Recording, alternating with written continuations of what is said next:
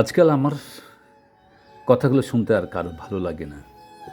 আমি আবৃত্তি করি, প্রকৃতির কাছাকাছি যাই, প্রকৃতিকে নতুন করে আবিষ্কার করি। ভালো লাগার জন্য ঘুরি, বেড়াই, এখানে যাই, ওখানে যাই, শুধু ভালো থাকার জন্য, ভালো লাগা পাওয়ার জন্য। কিন্তু যখন খুব দরদ দিয়ে, খুব আবেগ দিয়ে, অন্তরের খুব ভেতর থেকে যখন কোনো আবৃত্তি করি, যখন জীবনের কথা বলি, যখন মানুষের কাছাকাছি যাওয়ার চেষ্টা করি, তখন আজকাল কেউ আর বিষয়টাকে পাত্তা দেয় না, দাম দেয় না। এমনভাবে বলে মনে হয় যেন আমি একটা অপরাধ করেছি আবৃত্তি করে। আর রাখেন তো ভাই, এগুলো আর ভালো লাগে না। এসব কেন?